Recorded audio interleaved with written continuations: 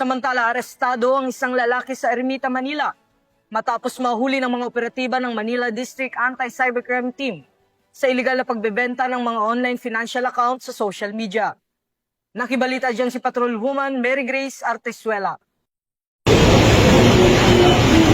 Sa pamamagitan ng isinagawang cyber patrolling ng mga tauhan ng Manila District Anti-Cybercrime Team, natukoy ang iligal na aktibidad ng suspect matapos itong mag-alok ng financial account sa halagang 6,000 piso sa pamamagitan ng social media. Agad na nakipag-ugnayan ang mga otoridad sa suspect at nakipagkasundo para sa isang meet-up sa Ermita, Manila.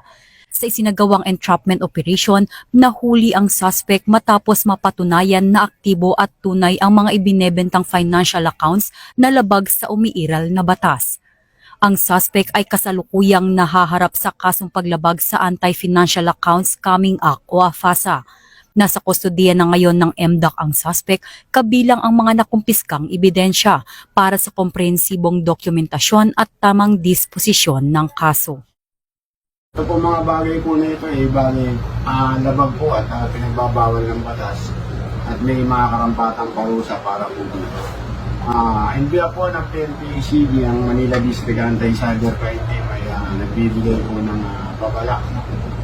At para po hindi na po maulit itong pangyayari na ito sa ibang tao. At maging